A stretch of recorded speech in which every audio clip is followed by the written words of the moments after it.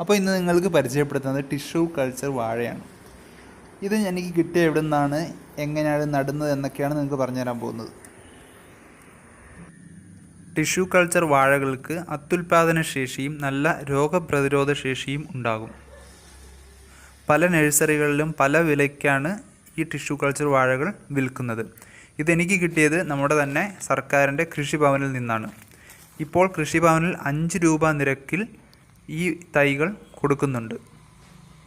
കൃഷിയുമായി താല്പര്യമുള്ളവർ കൃഷിഭവനുമായി എപ്പോഴും ഒരു ബന്ധം സ്ഥാപിക്കേണ്ടത് അത്യാവശ്യമാണ്. കാരണം സർക്കാർ വളരെ വില കുറച്ച് പല കാര്യങ്ങളും കൃഷിഭവൻ വഴി വിതരണം ചെയ്യുന്നുണ്ട്. അതൊന്നും നമ്മൾ അറിയുന്നില്ല. ഇത് 5 രൂപ മാത്രമാണ് നമ്മുടെ കൃഷിഭവനിൽ നിന്ന് കിട്ടിയതാണ്. അപ്പോൾ നമുക്ക് ഇതെങ്ങനെ നടുന്നതെന്ന് നോക്കാം. ആദ്യമേ നമുക്ക് കുഴിയെടുക്കണം. ഒരു ഒരടി ആഴത്തിലും ഒരടി വീതിയിലും ഒരടി നീളത്തിലുമായി ഒരു കുഴിയെടുക്കാം.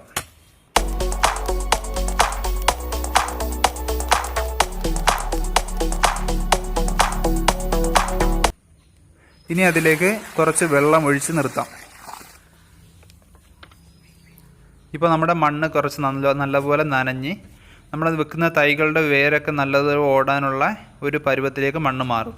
അടുത്തതായി ചാണകപ്പൊടിയാണ്. ഉണങ്ങിയ ചാണകത്തിൻ്റെ പൊടി ഒരു ചട്ടി നിറച്ച് ഇടാം. ഇനി അടുത്തത് പച്ചിലയാണ്. എന്തെങ്കിലും പച്ചിലയോ കരിയിലയോ എന്തെങ്കിലും ഇട്ട് കൊടുക്കാം അടിയിലായി.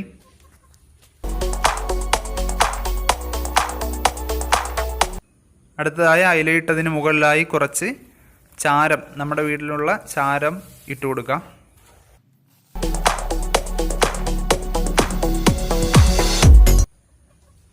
ചാരം ഇട്ടതിന് ശേഷം അതിൻ്റെ പുറത്ത് കുറച്ച് മണ്ണും കൂടെ ഇട്ട് മൂടണം.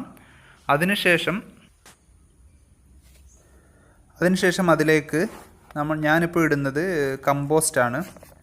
അവിടെ പൈപ്പ് കമ്പോസ്റ്റ് ചെയ്തിട്ടുണ്ടായിരുന്നു, അതിൽ നിന്നെടുത്ത കമ്പോസ്റ്റാണ് ഇട്ട് കൊടുക്കുന്നത്. കമ്പോസ്റ്റ് ഇല്ലാത്തവർക്ക് എന്തെങ്കിലും പച്ചക്കറി വേസ്റ്റോ ഫുഡ് വേസ്റ്റോ എന്തെങ്കിലുമൊക്കെ ഇട്ട് കൊടുക്കാം.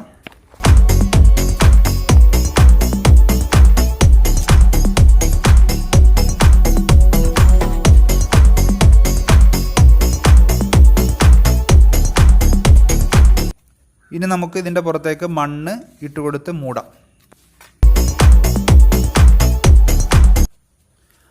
അടുത്തതായി ടിഷ്യൂ കൾച്ചർ വാഴ നടുന്നതിന് മുമ്പ് നടുന്ന സ്ഥലം നമ്മളൊരു തടം പോലെ ഷേപ്പിലാക്കി എടുക്കണം.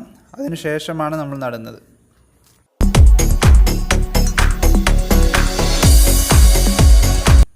നല്ല തടം പോലെ എടുത്തതിന് ശേഷം അതിനെ നടുക്കായിട്ട് കൈകൊണ്ടൊരു കുഴിയെടുക്കുക. അതിലാണ് നമ്മൾ തൈ നടാൻ പോകുന്നത്.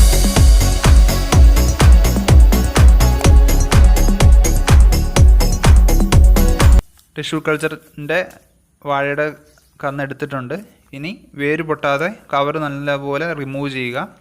അതിനുശേഷം നമുക്ക് കുഴിയിലേക്ക് നടാം.